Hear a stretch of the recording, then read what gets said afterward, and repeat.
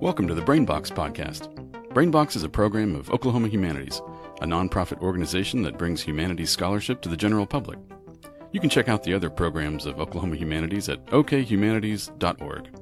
I'm your host, Chris Carroll, a program officer at Oklahoma Humanities. Brainbox is a podcast for your noggin. It's meant to challenge our on-air guests to make the humanities relevant to current issues and challenge listeners to use their brainbox to make better sense of the human experience.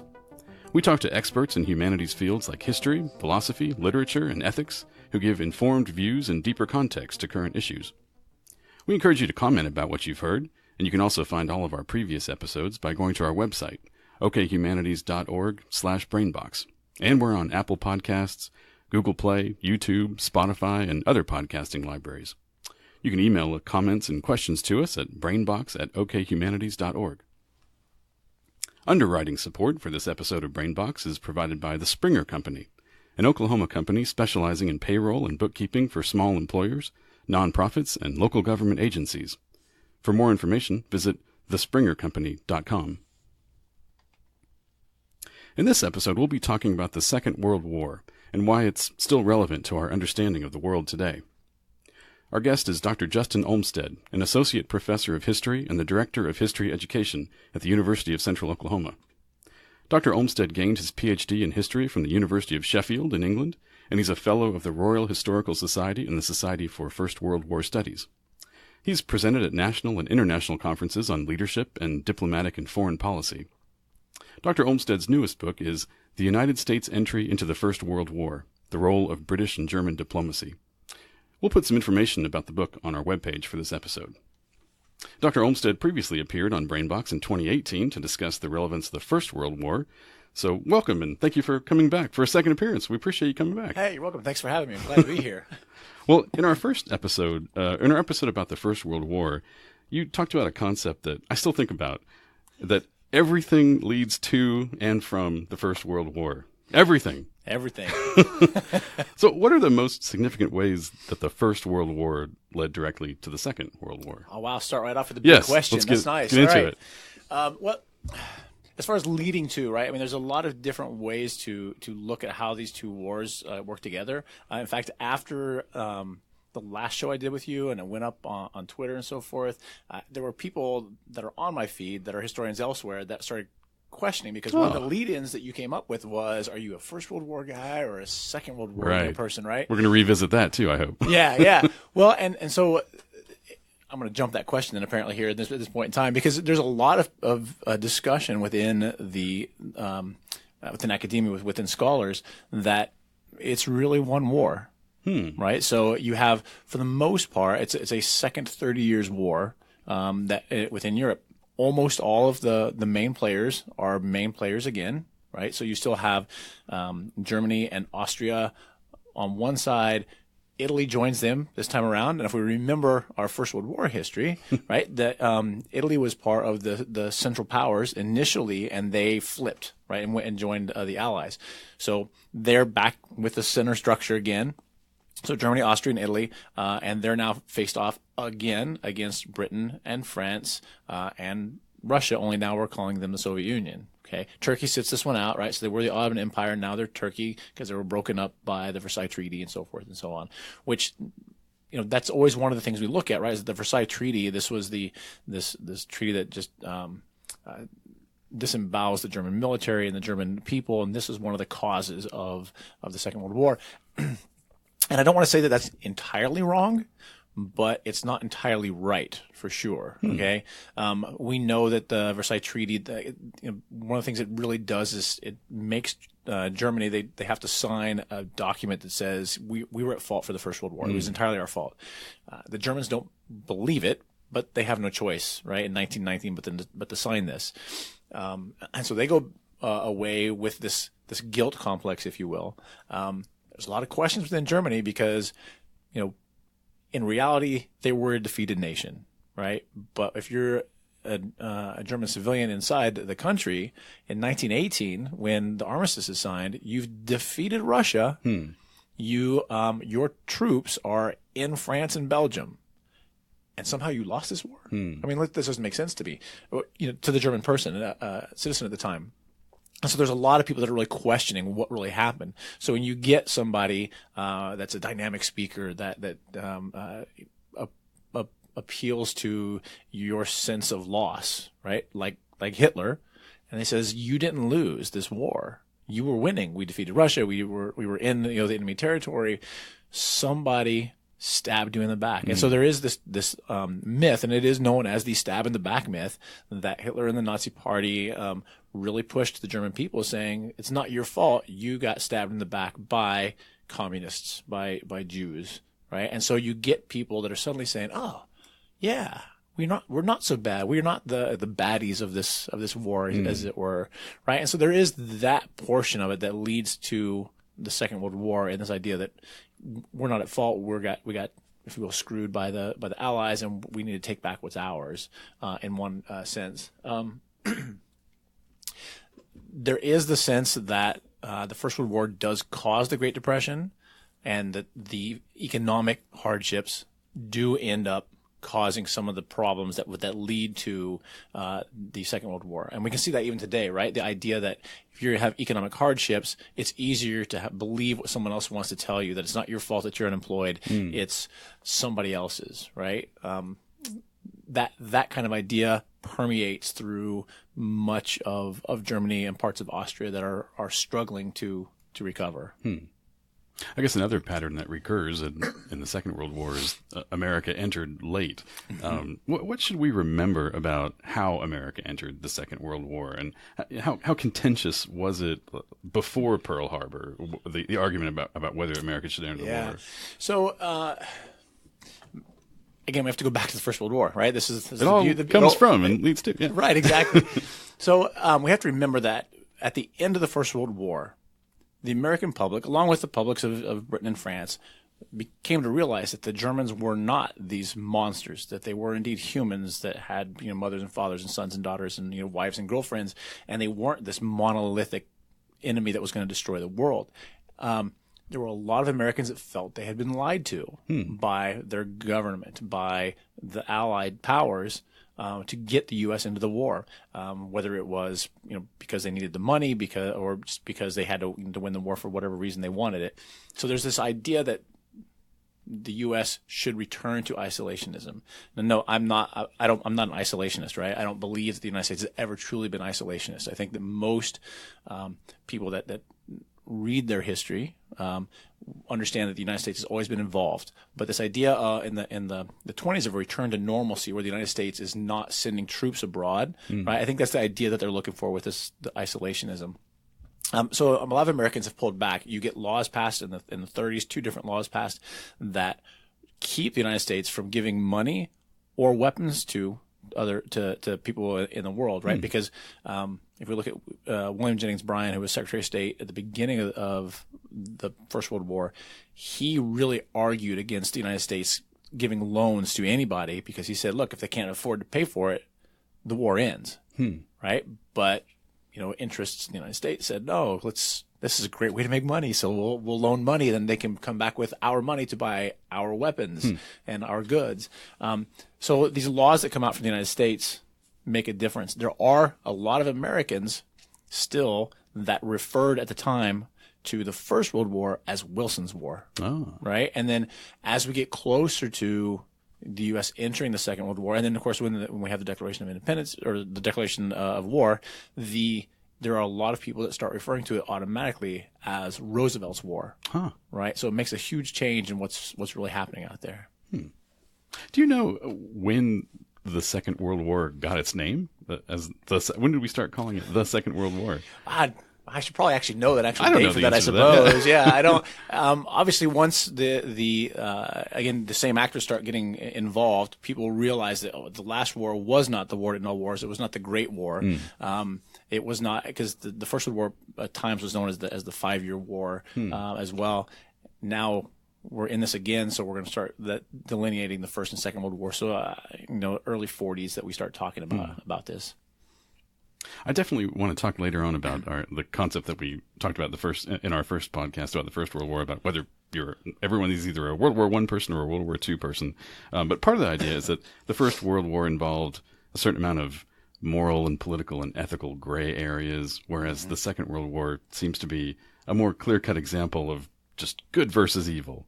But at the time, were these conflicts, was it so black and white in the late 30s and early 40s, do you think?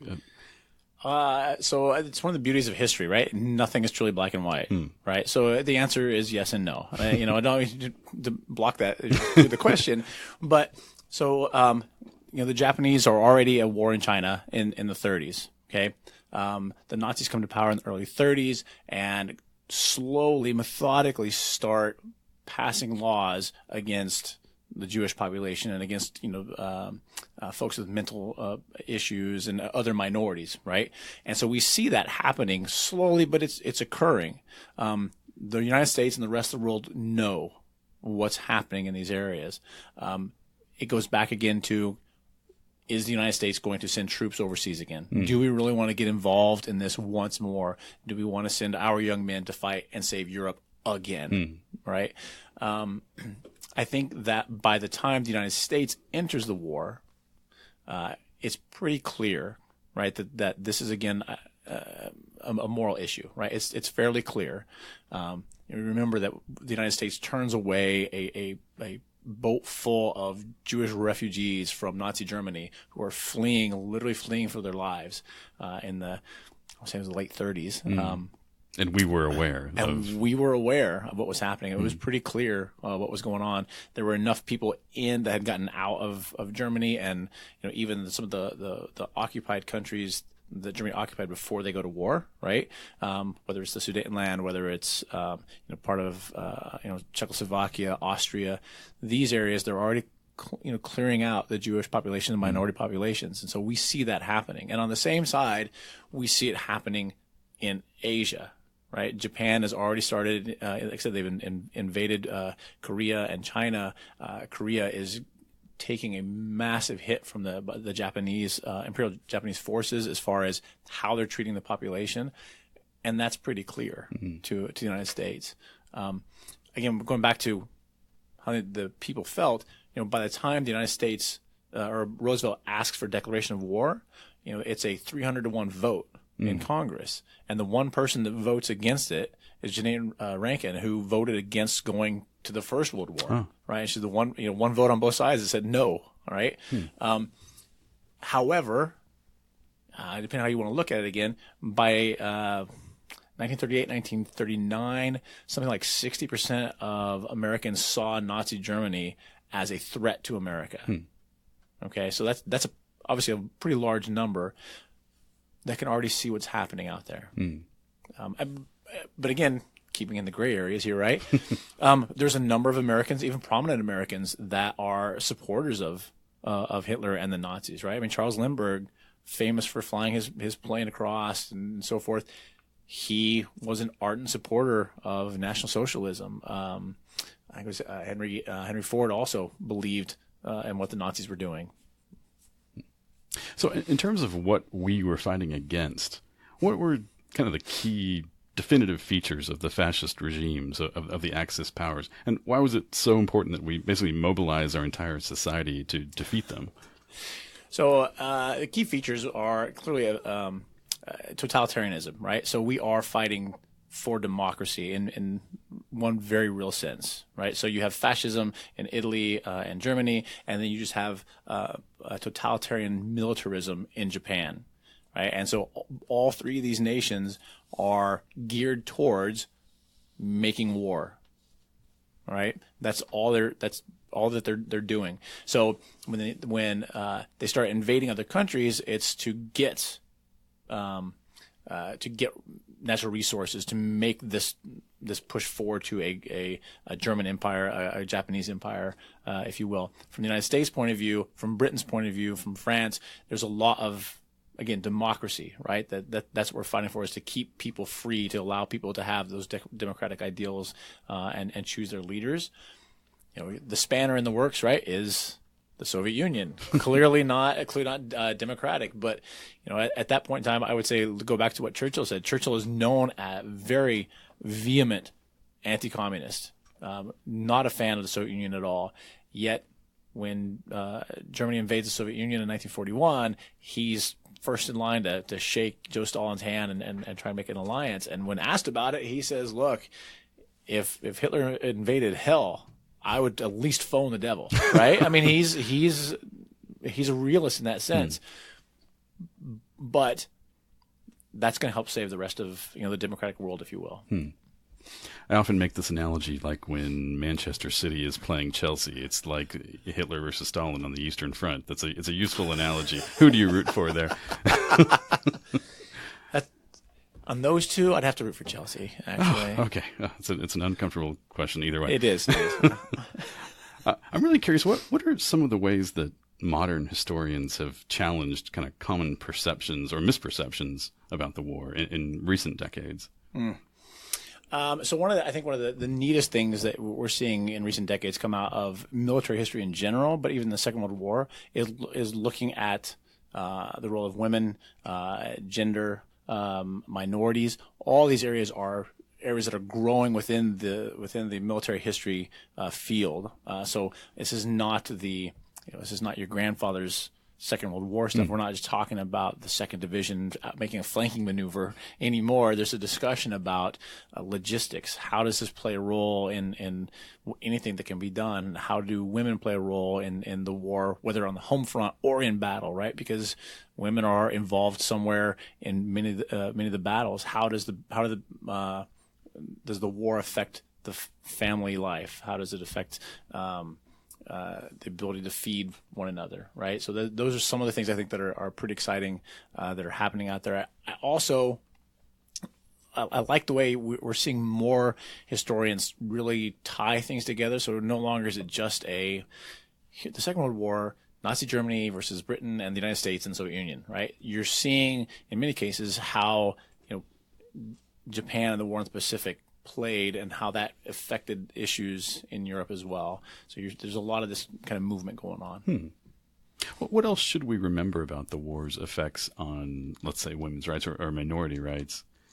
Yeah, so in the United States at least, right? So there's this idea, Nazi Germany made a propaganda play to the African American population because basically what they were saying was, look how you're being treated in America. Is that what you want? Right? Now, we know that the Nazi Germans were no fan of these racial issues.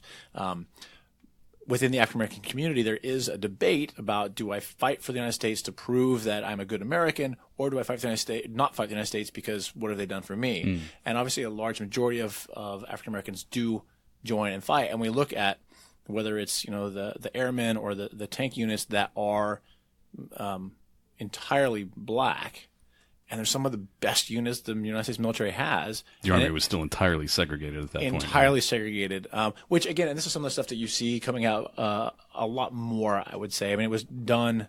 Some of this was done in the 60s and 70s, but you see a lot more of this in the last 5 to 10 years. This idea of, so what does that mean, right, for the American military? And the idea of at training camps that the black soldiers are separated on one side and the whites on the other. When they show a movie to the soldiers, the white soldiers get to come in and watch the movies with fresh popcorn, and then when they leave, then you get the black soldiers that come in, but they don't clean up beforehand, and whatever popcorn's left over is what the black soldiers get, right? And these kinds of differences, if you will, between minorities that are fighting and then the white soldiers that we typically think of. One of the problems you see in popular culture, whether it's with the movies or books and so forth, once they come out and they can come out with a great fanfare, like the movie Dunkirk came out, was well done. The Churchill movie that came out a couple of years ago with Gary Oldman in it, yeah, wonderful movie.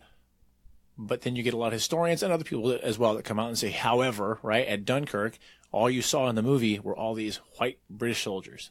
However, there's a huge number of colonial troops, particularly Indian troops that are there that don't get any play in the movie at all. And Churchill we don't talk about his treatment of of minorities in the world, or at least what his views were of them at the time. And you're seeing more of that discussion, I think, today. You referred to this earlier. I was curious. I mean, one of the classic ways I and probably a lot of people were taught about World War II, or one of the classic aspects of it, was that the war is credited with ending the Great Depression. Is that an accurate view of the war? I think it's simplified to that, right? Because we can say, oh, look at all the people that the United States put to work in the army, right? And now they had money in their pockets and they were able to spend the money. And so in that case, yes, very much so. I've got money in people's pockets. They can send it home to their families or spend it, and that starts the circulation of money again and helps in that. However, I would say if we think about it, it's a false economy to one real extent, because the United States industry re-geared itself, right, retooled to make warships and tanks and bombs instead of pencils and soda and so forth, right? So everything that's made towards the end of fighting a war is not a consumable good for the citizens of the country, right? So if you think about it as every warship that gets sunk and is sitting at the bottom of the sea today as a lost opportunity for a consumable for your citizens, then no, it doesn't necessarily end the depression. Depending on the historian you want to talk to, some of them will say the depression had ended by the mid 30s anyway. Some of them will say not until actually 1945 does it end. I do agree with the idea that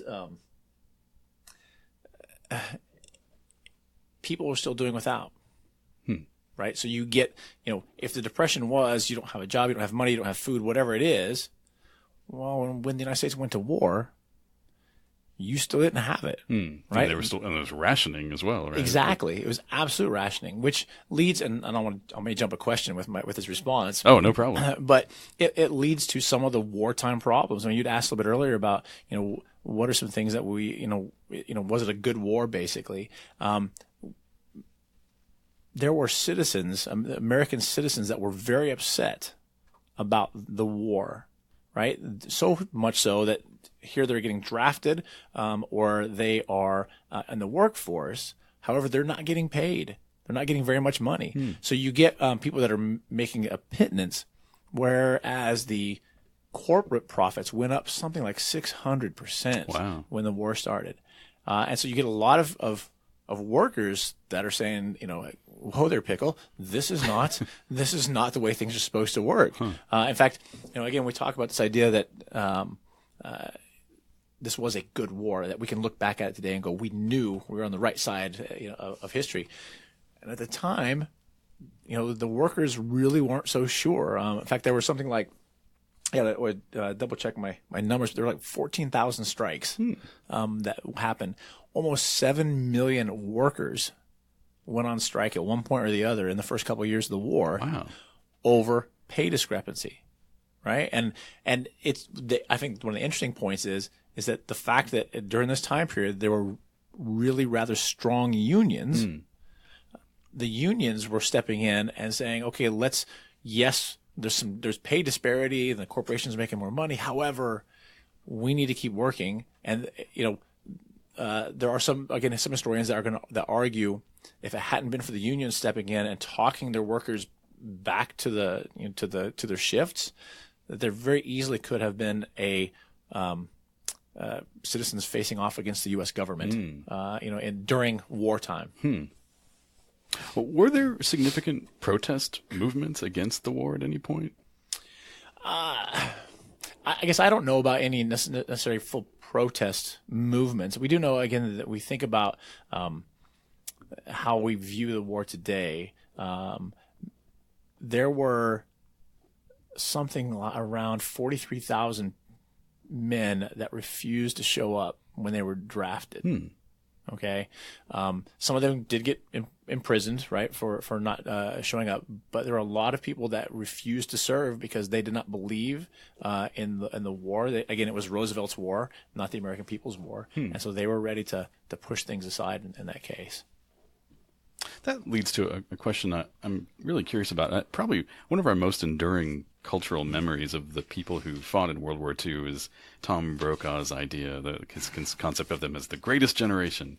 And I really appreciate, or I'm interested in Andy Rooney's response to that. The longtime 60 Minutes commentator, and he was a World War II veteran. He was sort of famous for being the only person in Tom Brokaw's book to challenge this thesis. And Andy Rooney said, the character of the current generation is just as strong. It's just that our generation had a depression and World War II and a Cold War against which to test our character.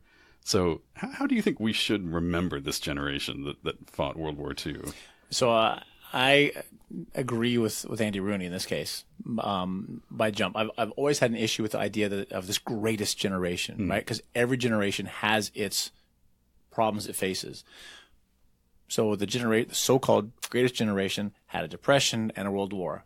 Well, let's look at the generation we have now that went through a quote-unquote Great Recession and is fighting two wars, a 20-year war, right? I mean, this is the longest war or wars, however you want to look at it, in American history. There are the people that have grown up with knowing nothing but the U.S. being at war. Yeah. How is their experience any different than the folks that came of age in the 30s and 40s and fought this war? How is their experience any different than those people that fought in the Revolutionary War or the Civil War? I mean, we think about the things that are going on, and whether it's a moral question, cultural issue, and or a war. Each generation is having to grapple with something out there. We just base so much of our current understanding of history around the Great Depression and the Second World War. That's a marking point for so many Americans. And I think that's why you get this greatest generation, because they came back and they went to work, right? You didn't hear about PTSD stuff, right? And so there's this very macho, if you will, idea that generation, they came back and went to work, right? But then if you start reading the diaries, if you start listening to what's going on out there, they didn't, right? There's a lot of people that came back not just physically broken, but mentally broken. And even those people that appeared okay on the outside during the day, you get the diaries that their wives would wake up and their husbands would be sobbing uncontrollably in bed because of whatever, they saw or did during the war. Yeah, I would say that each generation on its own right is a great generation. I know you've spoken and traveled really widely in the UK and in Europe. I'm curious, are there ways that the war is viewed differently, remembered differently over there and in different parts of the world versus the way we remember it here in the United States? So you definitely see more of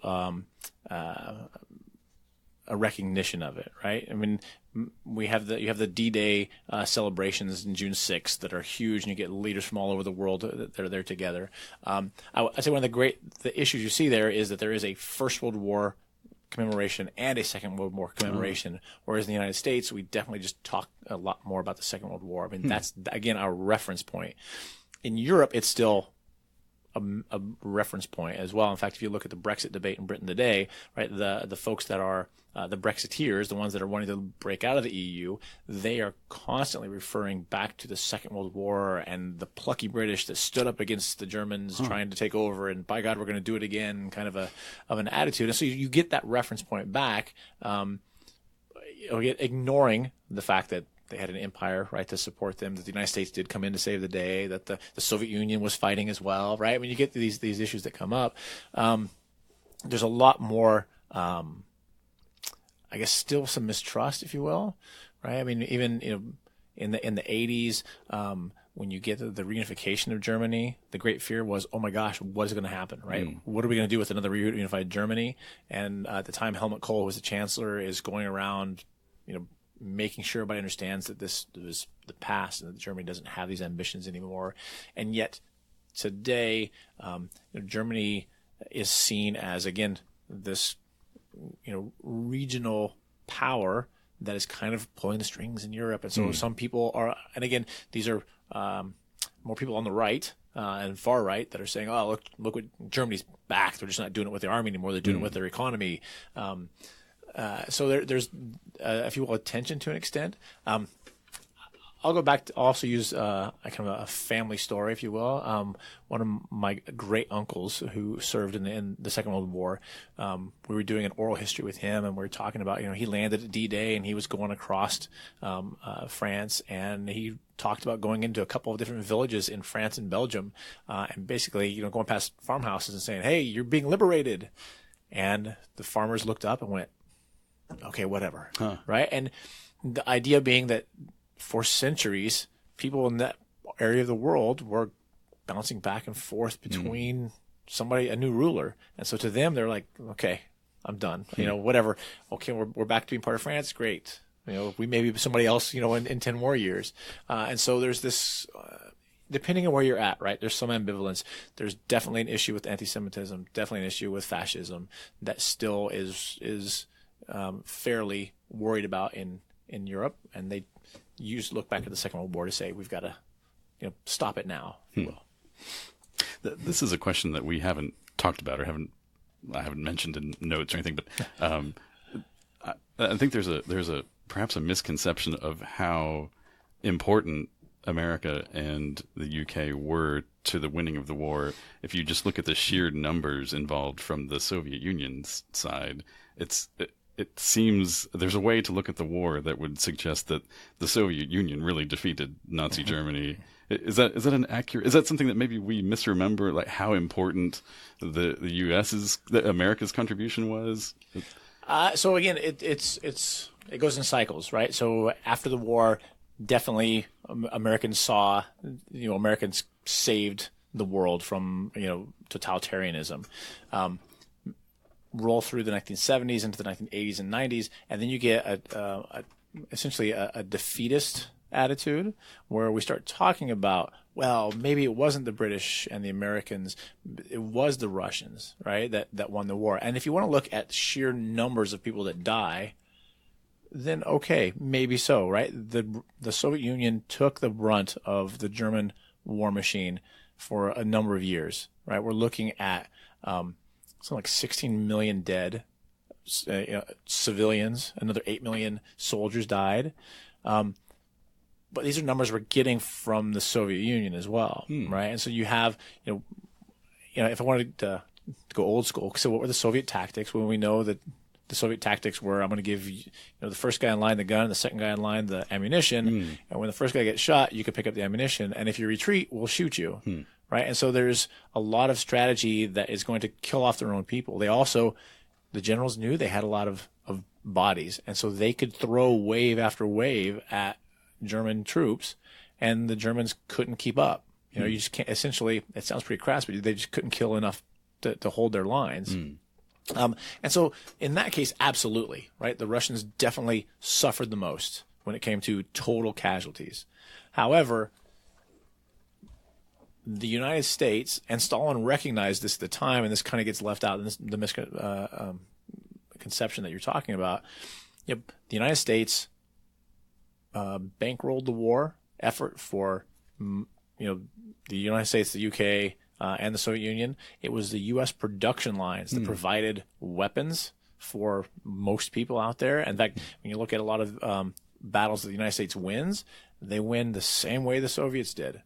We had more tanks to throw in at them, more planes. We could kick out more ships, and we're producing. At one point, the Kaiser Steelworks in Pennsylvania are producing one ship like every couple of hours. I mean, that's how impressive the American industrial might is. And so in that case, the United States definitely plays a massive role. I would also argue, and this goes into maybe a bit in the weeds, so feel free to stop me if you want me to. But, it goes back to the First World War, right? And this idea that if we go another war in Europe is going to be like the first one. There's going to be lots of trenches. It's going to be, we're going to grind things out. This is not what we want to do. And so towards the end of the war, there's a general that comes up with this idea of, hey, let's use air power, right? And he talks about, I think is Duhart, and Duhart says if we have airplanes, 100 airplanes, and any major power can create 100 airplanes, and we teach them to drop bombs at once, right? And you can put bombs in the planes that are a third high explosive, a third incendiary, right, to just cause fires, and a third with poison gas. And on day one, you hit a target and you hit 100 targets, war's going to be short, right? And so essentially what he was talking about was assaulting the civilian population, right, which we see really for the first time in the First World War.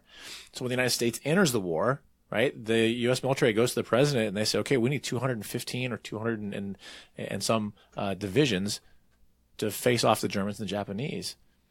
And Roosevelt and other members of the government said, "Oh, the American people are never going to go for that." I mean, that's a lot of manpower.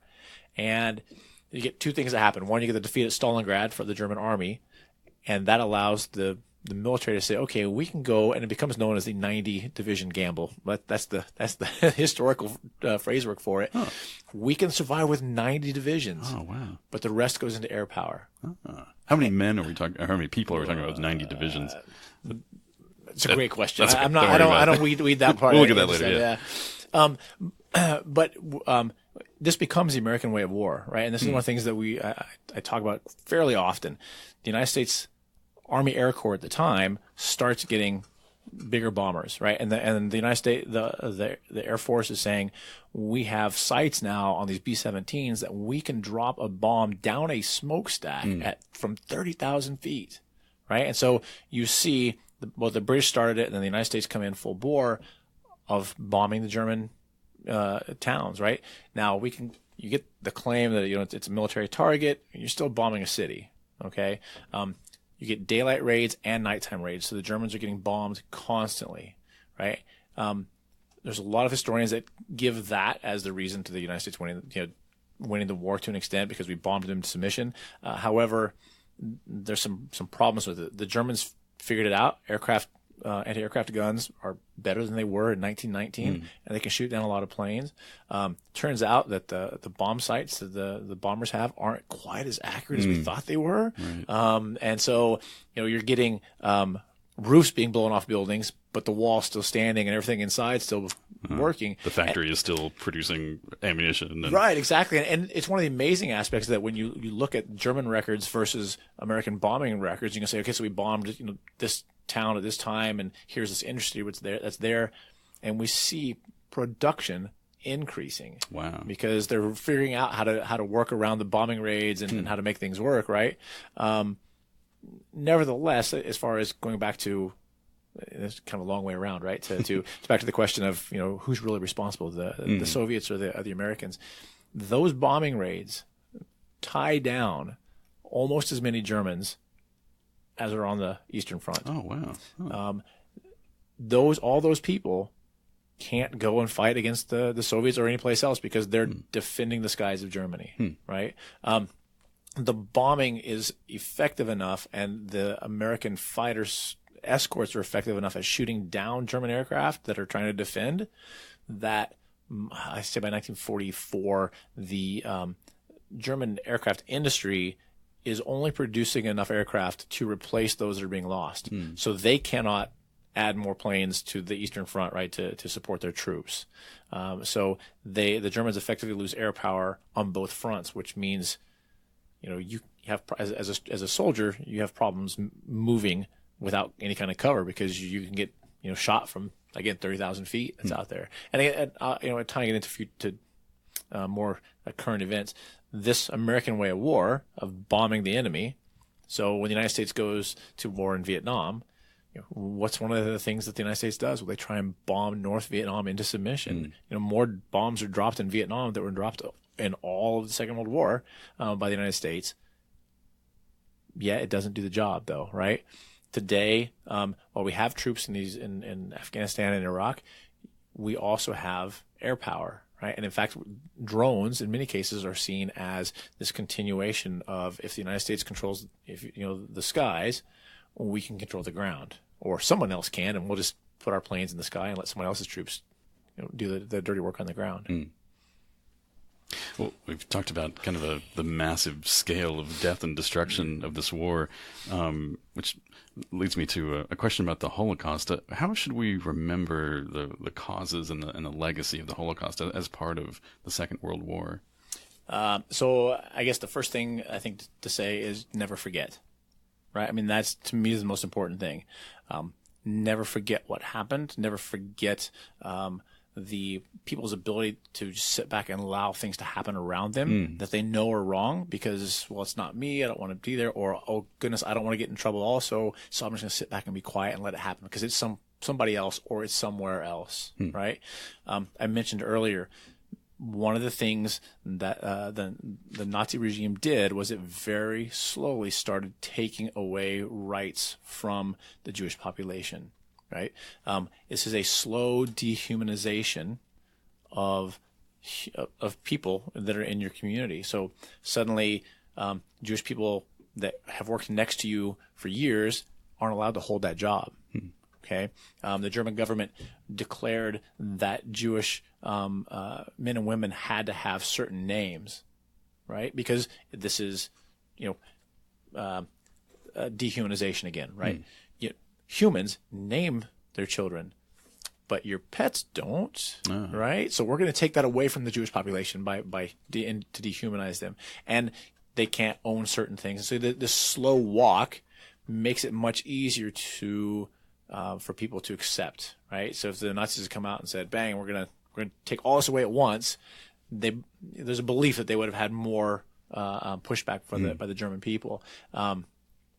So that's one. The second thing they do is they start working with the youth.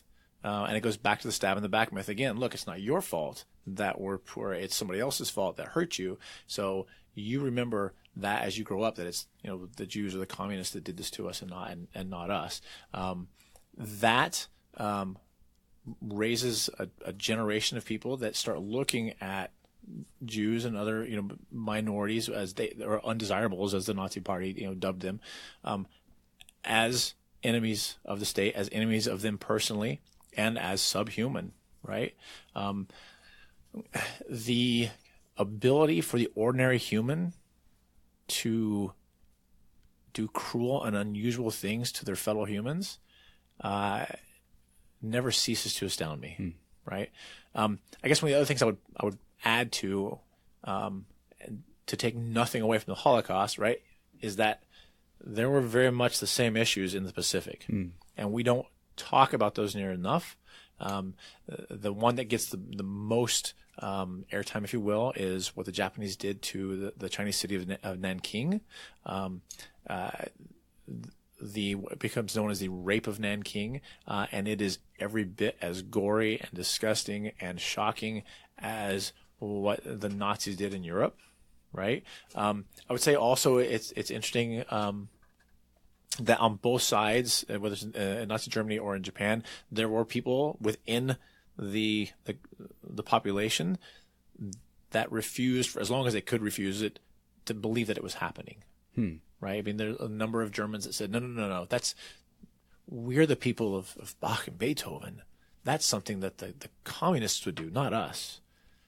As they were marching people off, to the forests to be shot. And this was true in Japan as well? Did the population have an understanding? So there were some people that believed that they within Japan that had this understanding that they were above that. That was something that other people would do. It's interesting, again, a large majority of the Japanese population, much like the Germans, went along with it. They were believed, they had been, if you will, brainwashed to believe that they were a master race. Yeah, a master race of some sorts, exactly. We're obviously jumping from topic to topic here because the scale of this war is so massive. But I'm always interested in counterfactual history, I guess you'd call it. And the Second World War is a rich field of counterfactual history. Obviously, like, what if America had entered the war sooner? Or how could the Axis powers have won the war? But maybe one of the biggest counterfactual questions concerns the dropping of the atomic bomb. How should we understand the decision-making that led to us bombing Japanese cities with nuclear weapons? And how could that have played out? Is it conceivable that it could have played out differently? I think it's absolutely conceivable that it could play out differently. When we look at the documents, now we know that early in the war, the Allied leaders had agreed to an unconditional surrender idea from the Axis powers, right? And one way to remember that, or I think an interesting aspect of that, is the unconditional surrender idea was meant as a promise to the Soviet Union that the United States and the British would not drop out, right? They wouldn't back out of this war and convince Hitler to go east only or something to that effect. And this was early on, early in the war, 1942-ish. 1942-ish, yeah, exactly. Now, when it comes time when Nazi Germany is defeated, Japan is defeated in all but name at the same time here, right? So you get the Japanese start sending out messages saying, "Hey, look, we know we can't win. Let's bring this to an end."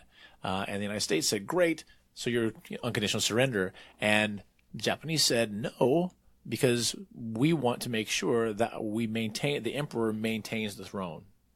Okay? And Truman responds with, "No. It's unconditional surrender. That's a condition. I'm not going to do it." And this essentially goes back and forth for a while. The Japanese are, we would be happy to surrender, but we're going to keep fighting as long as we have to. We know the ideas that if there had been an invasion of Japan proper, that it would, millions more casualties of young American men on the beaches, and the Japanese are being trained to do all sorts of nasty things to try and win. Counterfactual, we don't know what would happen, right, if we had invaded. I'm willing to take Truman at his word that he saw this as the one way to end the war. I think there's ample evidence that if someone wants to argue that it is the first shot fired in the Cold War, right, to ward off the Soviet Union, okay, I think that's fair as well. However, it's a momentous bomb. We know that, again, prior to the bomb being dropped, all the scientists that worked on it, that created it, signed a letter saying, "We don't think this should be used. It's too powerful, it's too big of a risk, and it's going to take us in the wrong direction." And yet Truman says, we need to make this happen. Would it have had the same effect to drop it as a demonstration, drop it on an unpopulated island or in the middle of the ocean? Or Yeah, so they discussed that as well, and the decision was no. If you believe that someone says, "Look, we just bombed this island, and look at the mushroom cloud," right? What kind of damage is it really going to do? And I would say even think about, we had the explosion in Alamogordo, New Mexico. We saw what it did. We know that 180 miles away, your window panes are cracking from the force of that explosion. So we know. If you put that into words to an enemy government, are they really going to buy it? I think that's a hard one to pull. That being said, I don't want listeners to mistake me as being this let's drop the bomb kind of guy, because I get and I completely understand the force of it and the moral decisions that are made to say, I'm going to drop a bomb that I know is going to wipe out a city. I almost want to apologize for this question in advance, because this is sort of an unpopular. I've learned that this is an unpopular question to historians, but what lessons should current and future leaders take from World War II and its aftermath? Oh, that is an unfair question. In 5 minutes or less. In 5 minutes or less, yeah. It's a difficult question to have to answer, because I could say the thing is, when you see tyranny, we should stand up against it. However, I don't think that what Chamberlain did was wrong, right? I think the whole idea of appeasement actually was probably the right choice at the time. Oh, interesting. However, I do say that we can get more information today than we could in 1935, 6, 7, 8, and 9. Right? I say that one of the things we can learn, though, is that when the United States, or when the world is more closely knit and pulled together, that I think we can solve more than we can being fractious. Right? And so if you look at the war, the Allied nations, again, the Soviet Union is not democratic. Yet they fought on the same side for the same cause. We can bind together with other people, despite the fact that we have different types of government and different cultures, different backgrounds, to fight for a better world, if you will. the technological know-how, the stuff that we put into creating weapons of war, can be put into creating things to betterment of human life. I mean, I have no doubt. If we want to do space travel, let's put all the governments in the world working together, right? Instead of trying to figure out ways to kill each other. When you teach the Second World War, are there aspects of the war that are especially surprising or compelling to your students? So the idea that the war was not entirely popular, right, is one that catches a lot of students off guard.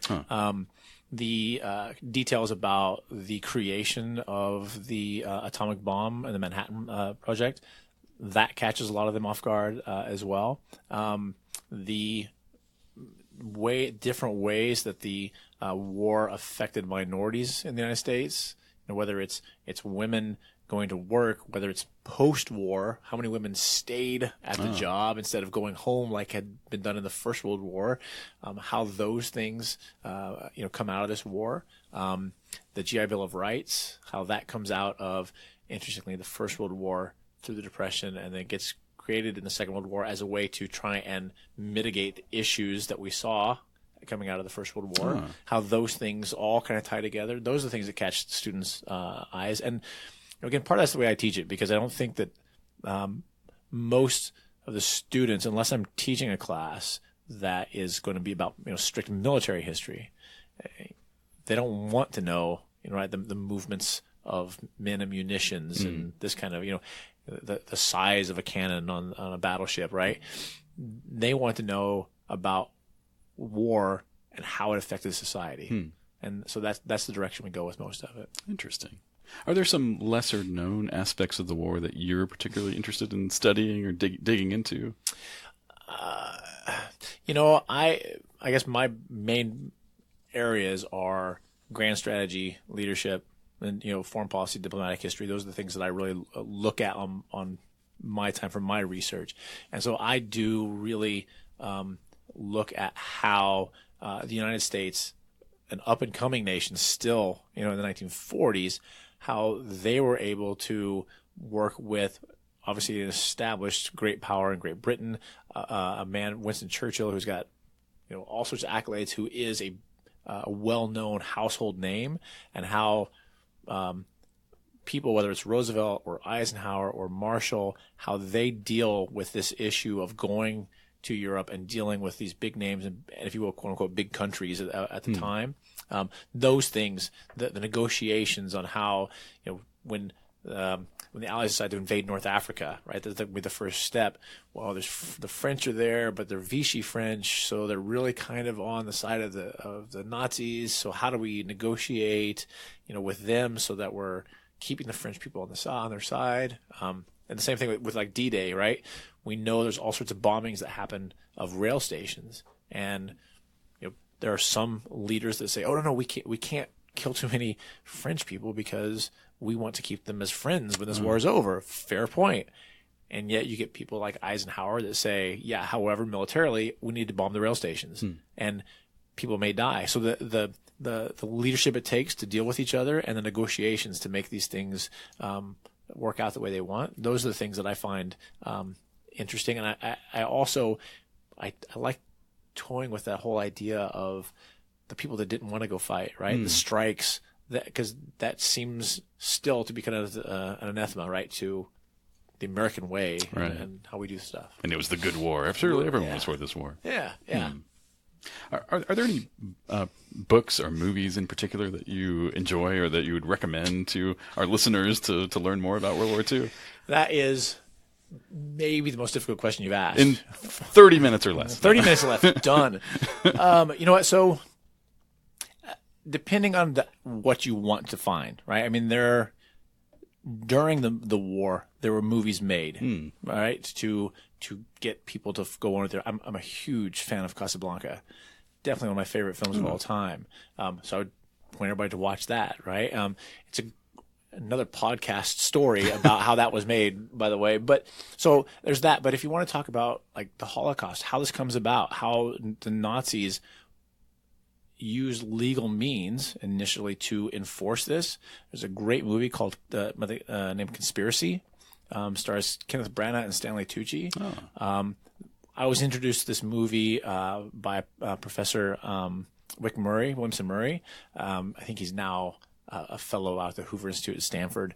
And he says, when you get done watching this movie, you will probably believe that Germany should have been wiped off the map because it's just that cold, and it's based on documents, right? So the story, and it takes place at the same chateau that the event actually took place at. So it's really kind of interesting in those ways. So you have the Holocaust there.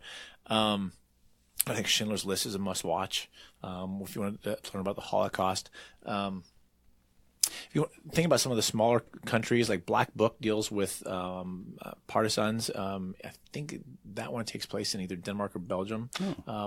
So in those areas, it's a good movie to look at, to watch as well.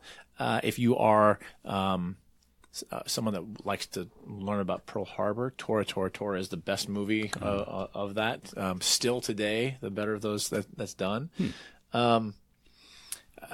Again, people that fight. Sophie Scholl is about a young German girl who stood up to the Nazis, and it's a lot of dialogue, but it's a must-see movie. I think it's a movie that people can learn a lot from. What's that called again? Sophie Scholl. Yeah, there's a book out as well for people that want to read it. Right, okay. It's a great book that people should look at as well. In which case, go back to when we talk about the rape of Nanking. Iris Chang did research and wrote a book titled The Rape of Nanking. Again, I'll just warn listeners that there are pictures involved, but the descriptions in the pictures will give you nightmares. So be prepared if you read the book. What are some other books that you might recommend? So I like The Flags of Our Fathers. It was made into a couple of movies, and both those movies are very good as well. But it definitely talks about, it kind of bounces between here's what we believed about this greatest generation, and here's how they went through the war. I think that's a great book. I like A War to Be Won by Williamson Murray, as I plug him twice now, as it turns out. That's a good overall book, right? So it talks just about the entire war, goes into some good detail through it. Hitler's Willing Executioners is really, again, about how average people could get into this. Christopher Browning's book, Ordinary Men, still a classic of how you get an average, or how an average German person could go from running, a hardware store in a small town to taking, children from their mothers and taking them into the forests and killing them, right? So this is, that book is definitely, again, a must read for a lot of people out there as well. The Nuremberg interviews was done by an American psychologist who went to Nuremberg at the end of the war, and he interviewed all of the German leaders that were captured that are out there, and he talks about just from the psychological point of view, the questions he asked, the responses, what that told you about them, and what he learned about the society at the time. That's an impressive, really, really interesting read. And then there's 10,000 more. I mean, really, there are books that come out almost daily on this subject that are worth reading. And we'll put links to information about all these books and movies on our website too, so we can you don't have to write down all of it as you're listening here. So at the end of the day, here, now that we've done a podcast about the First World War and one about the Second World War, what do you think about the conception that you're either a World War I person or a World War II person? And what are you? Are you a World War I person or a World War II person yourself? The conception that goes back, I think we talked about it last time. Again, the First World War is very confusing. Right? We don't know really who the bad guys are and who the good guys are, because it is just kind of all over the place. And that's what really intrigues me. So if I'm talking about something that I really can read over and over and over again and that I'm really interested in, First World War definitely grabs me, right? Second World War, the idea of a Second World War person is because I think that we still see it as a clear cut. We're the good guys. The Nazis, the Imperial Japanese, clearly bad guys. You don't look at the Holocaust and say, well, maybe it was kind of iffy, right? It's clearly a bad thing. So it makes it really easy for people to say, oh, I want to look at this. It's a war of movement. So if you're into more into battles, it's a little more fun than the fact that, this side shelled this side for 20 minutes and then they ran across the no man's land and got shot up and then went back and the other side came back after you, right? So there's those issues. But again, I think that I like to try and look at it anymore in a larger context. Like we kind of talked about a little bit today, something that happened in the First World War. How does that affect the Second World War? How do those things tie together? And really, how does that affect into the rest of the 20th century, right? Into the Cold War, because they all tied so closely together. So I would say that I'm almost a 30 years war guy. Yeah, that's a fascinating concept. Yeah. Well, hopefully there will not be a third world war that we'll have to come and do a third podcast about, but we'll love to have you back to do a future topic anyway. Thank you very much. Absolutely, happy to come back. Thank you again. Yeah. And would you like to mention something about the new book that you'll have coming out? Yeah, sure. We just sent our proofs in, our final proofs for a book through Palgrave Macmillan.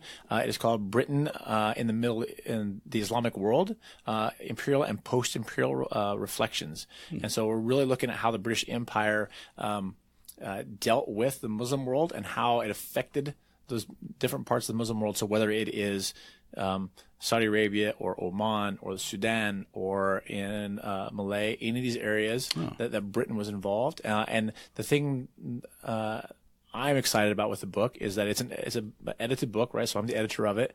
We went out and found 11 excellent historians that bring us a wide variety of views of how Britain was impacted by or did impact the Islamic world. And so you can see different aspects, whether, again, it's somebody looking at militarily, diplomatically, culturally. A lot of fun. I'm really excited about that. It's supposed to be, I believe, should be for sale coming in October, is what I keep being told. Okay. So I'm excited about that. Well, excellent. We'll put some information about that on our website as Wonderful. Well. Thanks. Thank you again, Dr. Olmstead. You're welcome. We encourage you to comment about what you've heard on the BrainBox podcast. You can leave comments through the Podbean app and the okhumanities.org/BrainBox website, and on social media by using the hashtag BrainBoxOK. Please give us a rating, and you can also email comments and ideas for future episodes to us at brainbox@okhumanities.org. Thank you to Blacken Studios. You can find out more about Blacken Studios at blackenstudio.com and on Facebook, Twitter, and Instagram. Our theme music was composed by Lauren Nixon. This program is funded by Oklahoma Humanities. Any views expressed in the podcast do not necessarily represent those of Oklahoma Humanities. This has been BrainBox, a podcast for your noggin.